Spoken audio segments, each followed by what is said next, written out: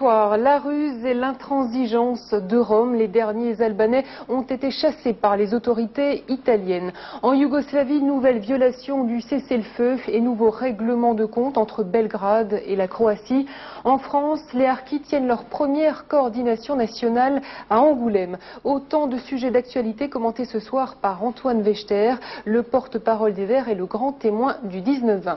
En cette journée de retour de vacances, un dossier qui l'intéressera particulièrement, le camping sauvage, une pratique très courante en Corse. L'île de Beauté part à la chasse aux contrevenants. Reportage Georges Villazalo. C'est plus que jamais la guerre ouverte entre les responsables de l'hôtellerie de plein air en Corse et les adeptes du camping sauvage. Les véhicules aménagés viennent s'accumuler sur les plages ou les parkings. Ils sont souvent en infraction puisque partout ailleurs, ils doivent être uniquement installés dans les campings aménagés. Le compromis est difficile à trouver entre une relative tolérance et des concentrations excessives. Au niveau continental, au niveau espagnol, au niveau baléare, au niveau italien, c'est formellement interdit. Nous voulons garder un espace de liberté, mais un espace de liberté pour tous. Donc nous allons pourchasser d'une manière intraitable les abus pour que un peu de liberté et la démocratie gagnent. Mais les abus seront, je pense, nous serons intolérables au niveau des abus, au niveau des concentrations absolument scandaleuses. Je pense que certains poussent le cynisme un peu loin et viennent profiter de nos installations pendant quelques heures pour repartir. Je vais peser mes mots, mais je vais être clair, essayer d'abîmer mon pays. On va dans les campings lorsque on va s'alimenter, lorsqu'il y a de la place et lorsqu'on va s'alimenter par de l'eau, tous les 2 jours, on va dans les campings. Comme la plupart des camping-caristes, nous faisons nos courses dans le pays. On achète du long, de la coque, du fromage, on fait vivre les gens du pays. Maintenant, s'ils veulent plus nous, s'ils veulent pas de notre argent, ils n'ont qu'à nous le dire, ils n'ont qu'à pas nous faire embarquer. Après la descente des commerçants et des gendarmes sur un parking de Porto Vecchio, les propriétaires de camping sont déterminés à renouveler ces opérations. On estime à 80 000 le nombre de camping-cars qui sillonnent la Corse, échappant au circuit traditionnel. C'est en ce moment le grand déferlement sur les sites privilégiés, alors gare aux abus et gare aux amendes. Que faire, Antoine Wechter, face à l'absence de civisme des vacanciers ? Je crois d'abord qu'il faut distinguer très clairement le bivouac, c'est-à-dire lorsque vous plantez votre tente pour une nuit, parce que vous êtes dans une pérégrination dans la montagne, et puis effectivement le camping, vous avez votre caravane, vous avez votre tente à la limite installée pendant plusieurs jours. Là, il y a des risques de pollution, et il y a surtout dans un pays comme la Corse, les risques d'incendie, qui sont évidemment liés à ce type de pratique. Alors je crois qu'il faut inciter tous les vacanciers à utiliser les lieux qui sont organisés pour cela, là où ils peuvent laisser leurs déchets, là où ils ont les installations sanitaires nécessaires, mais ça suppose qu'il y en ait bien entendu suffisamment. Mais comment parvenir à une prise de conscience? Comment sensibiliser les gens? Ça, je crois que c'est une question culturelle. Il faut que, culturellement, la mentalité du vacancier évolue. Lorsqu'il va dans un pays, il doit le respecter. Ce n'est pas seulement le vacancier qui est mis en cause. Les Français, comme d'autres citoyens, souvent n'ont pas beaucoup de précautions. Alors, comment le chef de file des écologistes a-t-il envie de faire progresser la cause des Verts ? Ça passe d'abord par l'école. C'est évident que ça passe au niveau de l'éducation. C'est là que l'on va acquérir, au niveau de l'enfant, les premiers réflexes. Mais il faut ensuite que chaque Français se sente quelque part propriétaire finalement de son territoire. Propriétaire pas au sens négatif du terme, mais responsable du milieu dans lequel il vit ou du milieu qu'il va visiter. Et qu'il doit impérativement respecter. On a parfois l'impression que votre mouvement n'a pas la structure dans les différentes villes de France pour suffisamment sensibiliser les gens. On a parfois l'impression que vous en êtes resté au slogan halte aux centrales nucléaires, attention aux papiers qui seraient égarés dans la rue ou dans les campagnes. Est-ce que vous n'êtes pas parfois en retrait par rapport à ces problèmes-là ?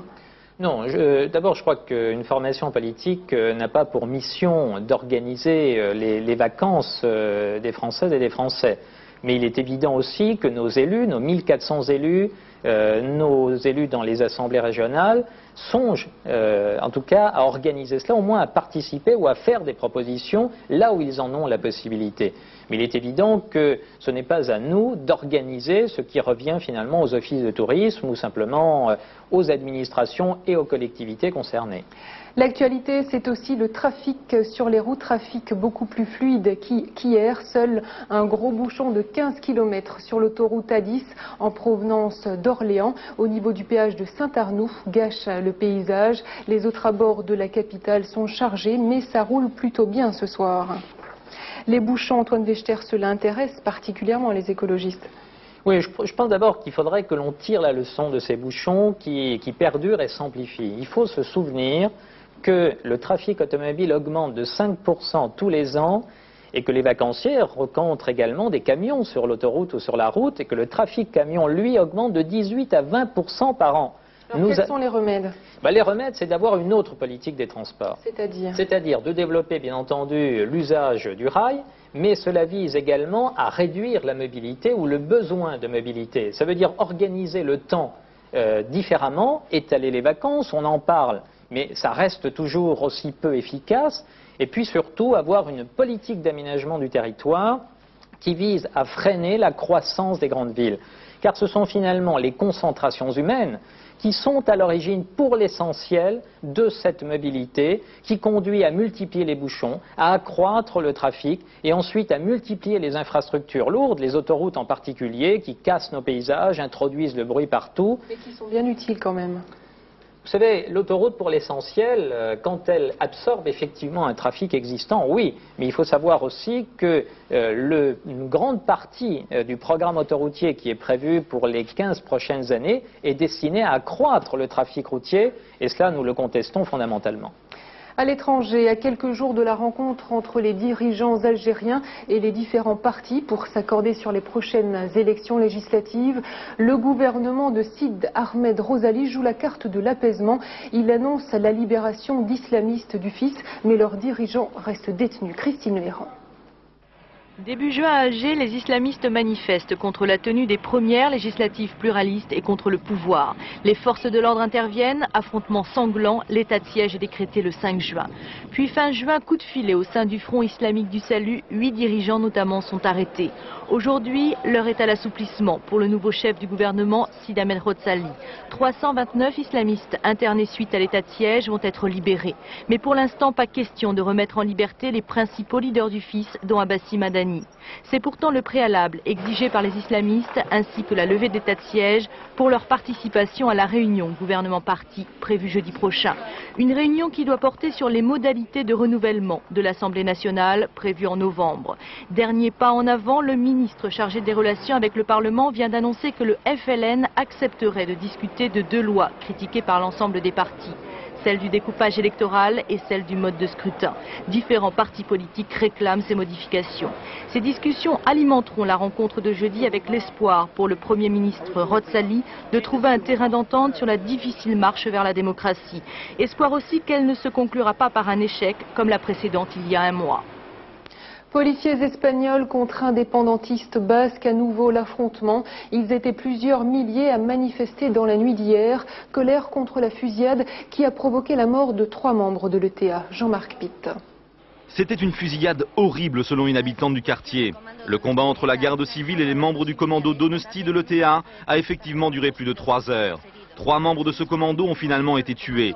Le 4e, une jeune femme, a été blessée au cours de l'assaut. Il s'agirait de la propriétaire de la villa du quartier de Morlan, à San Sebastián, où s'est déroulée la bataille. Le directeur général de la garde civile, qui a personnellement participé à l'opération, a précisé au cours d'une conférence de presse que le groupe s'apprêtait à commettre un nouvel attentat hier matin.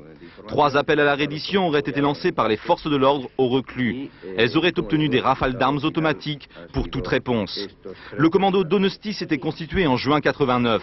Il serait responsable depuis cette date de 14 attentats ayant fait 13 morts. Plusieurs centaines de manifestants pro-OTA ont protesté samedi soir au Pays Basque contre cette opération. À Renteria, San Sebastián et Bilbao, des magasins ont été bombardés de pierres, des voitures et des autobus incendiés. Au cours de la nuit, les derniers éléments de ces manifestations ont affronté les forces de l'ordre. La police n'a pas fait état de blessés ou d'arrestations. La Yougoslavie, toujours à l'heure des affrontements et des règlements de compte. Nouveau déploiement de l'armée fédérale en Croatie. Une armée accusée ce soir par les Croates d'être entrée sans autorisation dans la République séparatiste. Memona Interman. En Croatie, les MiG de l'aviation yougoslave patrouillaient tranquillement cet après-midi. Ils ont le contrôle du ciel. Le calme est revenu à Okučani, ce gros village croate où les combats ont fait rage jusqu'à hier soir. Les autonomistes serbes l'ont emporté ici sur les Croates. L'armée fédérale est intervenue pour faire cesser les combats, mais selon les Croates, les soldats fédéraux ont ravitaillé et soutenu les autonomistes serbes.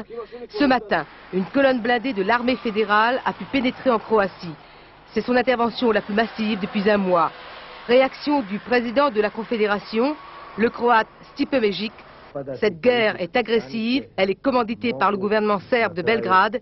Très bientôt, dit M. Mesić, je vais devoir décider de rester ou non à la présidence.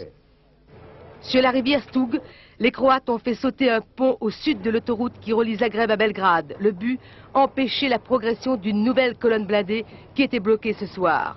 Plus loin, sur la rivière Sava, qui sépare la Croatie de la Serbie, les Croates ont détruit 2 des 3 ponts. Sur le seul encore utilisable, une file de voitures de plusieurs kilomètres, ce sont les vacanciers occidentaux qui fuient, mais aussi les Serbes, comme ces familles de 2 villages, Novska et Ravdžić. Elles craignent de nouveaux affrontements, plutôt l'exode que la mort. Demain, des observateurs occidentaux seront déployés ici dans la zone des combats, décision de la présidence collégiale hier. Mais la tension est telle qu'à tout moment, la guerre civile peut recommencer. La 3e journée de la visite du pape en Hongrie, Jean-Paul II appelle les Européens de l'Est à mieux se comprendre. Des dizaines de milliers de pèlerins étaient venus de Slovaquie, de Roumanie ou de Pologne ce matin pour une messe célébrée selon le rite byzantin.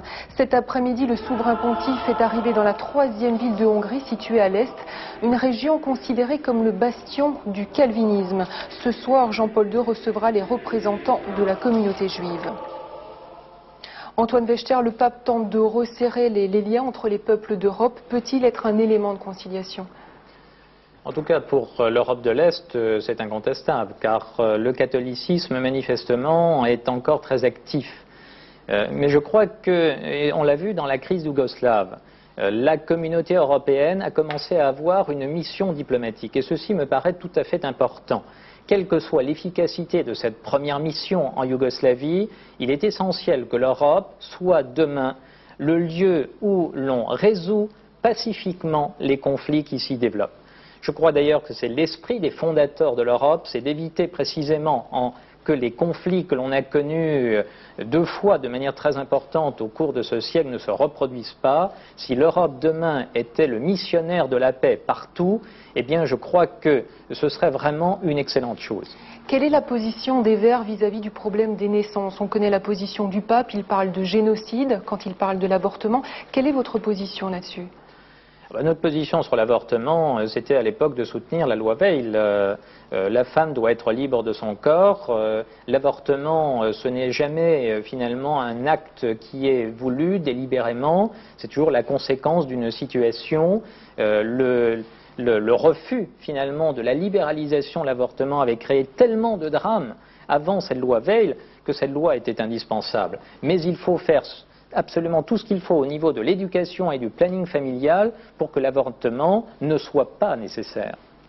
Le gouvernement italien joue la carte de la ruse et de l'intransigeance avec les réfugiés albanais. 2 ponts aériens hier, les derniers irréductibles ont été renvoyés fermement mais sans heurts. Françoise Roy. Le rêve occidental des Albanais est bien terminé. Hier, plus de 2000 civils ont été embarqués à l'aube, les autorités italiennes n'ayant trouvé aucun motif valable à leur prétention à demeurer définitivement en Italie. Cette nuit, c'était au tour des 800 militaires déserteurs d'être rapatriés lors d'un ultime pont aérien. Ils ont quitté Bari, destination Tirana. Les 2 capitales s'étaient entendues préalablement sur les modalités des retours.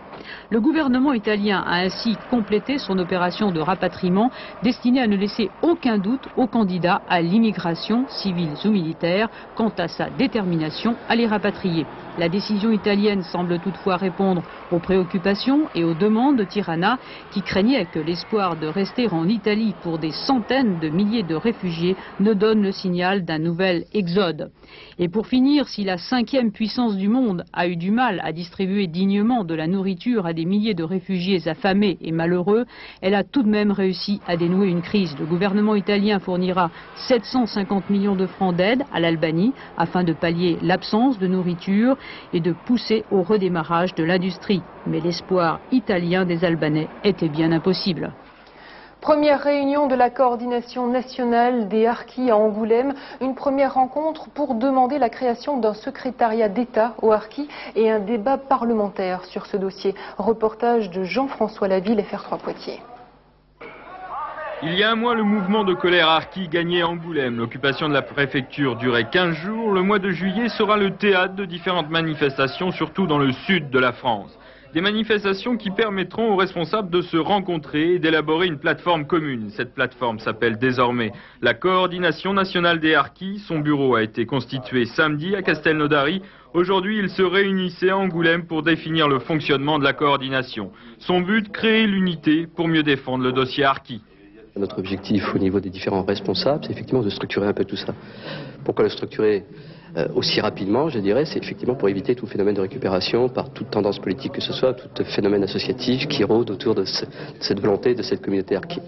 Car celle-ci est forte aux environs d'1 million à 1,5 million de personnes, donc représente un poids politique par rapport à des échéances toutes proches qui sont celles cantonales et à terme législatives et autres, sur l'échiquier national qui risque de peser fort de son poids à terme si la coordination est réellement structurée.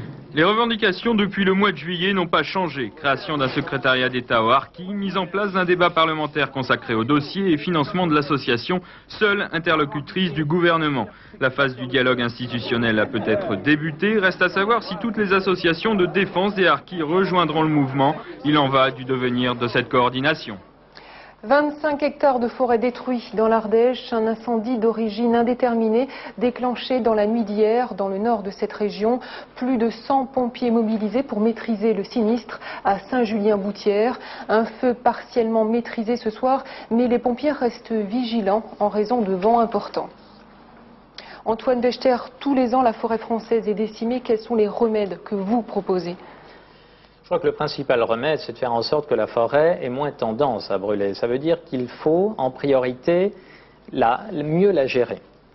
Vous savez, la forêt qui brûle, pour l'essentiel, c'est une forêt qui s'est reconstituée spontanément au cours du dernier siècle, particulièrement sur le littoral méditerranéen. C'est bien souvent un taillis. C'est un taillis qui est une véritable bombe à essence. Et il faut à la fois faire évoluer les essences forestières que l'on y plante. Il faut bien entendu entretenir le sous-bois, mais tout cela suppose que la forêt elle-même, cette forêt-là, devienne économiquement intéressante. Il y a sans doute des opérations de regroupement des propriétaires, parce que c'est une forêt qui appartient à des milliers de propriétaires. Sans doute des regroupements sont nécessaires pour réaliser ces opérations de mise en valeur économique. Et puis il faut bien entendu tenter de réintroduire aussi le pâturage dans les bandes contre le feu que l'on peut créer à l'intérieur du massif forestier. Mais vous savez, tous les moyens matériels que l'on met en œuvre pour lutter contre l'incendie sont évidemment importants. Mais une fois que l'incendie a démarré avec un fort Mistral, il devient très difficile de l'arrêter. Prévention mais aussi répression vis-à-vis des pyromanes, elle est suffisamment importante cette répression? Les sanctions sont assez sévères à votre avis? La difficulté, c'est qu'on trouve rarement ceux qui ont mis le feu. Et puis, ceux qui mettent le feu ne sont pas nécessairement les principaux agents du démarrage des feux. Il ne faut pas oublier les décharges d'ordures ménagères, il ne faut pas oublier les pratiques pastorales qui sont mal maîtrisées, particulièrement en Corse. Il ne faut pas oublier les lignes électriques haute tension qui passent en aérien au-dessus de ces forêts particulièrement sensibles. Les facteurs sont multiples et surtout, bien entendu, la forte pénétration dans ces massifs de la part de gens qui n'ont pas souvent les bons réflexes. C'est-à-dire qu'il faut à tout prix éviter tout ce qui est susceptible d'engager le feu. Là aussi, le civisme s'impose.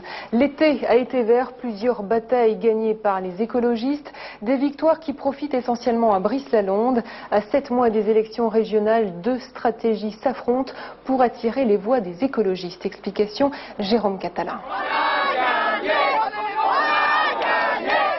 En moins d'un mois, l'écologie a remporté 3 victoires. Sur la Loire, le Premier ministre renonce le 31 juillet dernier à 2 projets de barrage, notamment celui de Serre-de-la-Phare. En Camargue, le tribunal administratif de Marseille suspend la construction d'un centre d'écoute de l'armée, dont les travaux avaient commencé sans permis de construire. Enfin, dans les Pyrénées, le futur tunnel du Somport entre la France et l'Espagne est finalement déplacé. 3 victoires pour l'écologie, 3 atouts supplémentaires pour le ministre de l'Environnement. Brice-la-Londe menaçait fin juillet de démissionner si son secteur n'était pas considéré comme prioritaire. Par 3 fois, le gouvernement lui a donc manifesté un soutien sans faille. Il faut dire qu'à Matignon et à l'Elysée, on s'intéresse de près à l'action du ministre de l'Environnement et à son parti, Génération Écologie, lancé l'année dernière. L'objectif est double, les élections régionales de mars 1992, puis les législatives de 1993. Il s'agit de faire venir ou revenir dans le giron de la majorité présidentielle le maximum des 12 à 15% d'électeurs verts potentiels. D'ailleurs, Brice Lalonde lui-même ne cache pas ses ambitions électorales. Je me présenterai au régional sans doute, mais je ne sais pas encore où. Et puis, vous savez, on a des discussions en ce moment sur le mode de scrutin, et moi je ne voudrais pas trop qu'on le change, donc j'attends de savoir la règle du jeu aussi.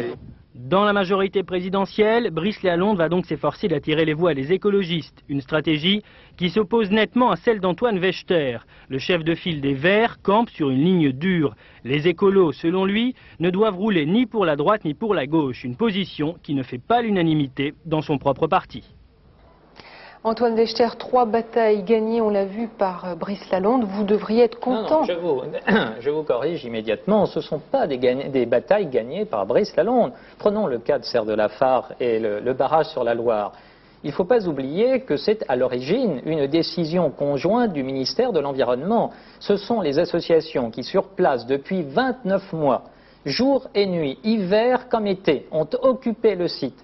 C'est le rapport de force électorale créé par les Verts en 1989 aux élections municipales et particulièrement au Puy, qui ont contraint le ministère de l'Environnement à réviser sa copie et à abandonner son projet.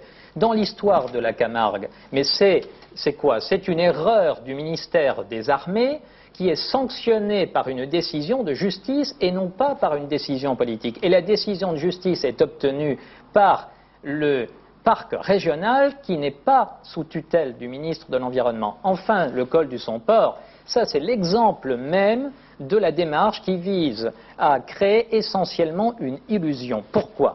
Parce que le véritable problème, ce n'est pas de déplacer de quelques centaines de mètres l'ouverture du tunnel routier, c'est de faire le choix de la route au détriment du rail. Cela fait plus de 2 ans que nous demandons que l'on remette en service la liaison ferroviaire entre Pau et Canfranc, c'est-à-dire une liaison ferroviaire entre la France et l'Espagne par le col du Somport au détriment de la route. C'est une imbécilité de penser que l'on sauvegardera le parc national et cette magnifique vallée d'Aspe en prévoyant le décuplement du trafic marchandises sur route par cette vallée. C'est le rail qu'il faut choisir, comme on l'a fait en Suisse il y a déjà plus de 20 ans. Alors tout cela pour nous dire que ce n'est pas Brice Lalonde qui a gagné, ça paraît quand même être une querelle de personnes qui ne volent pas très haut, pour être franche.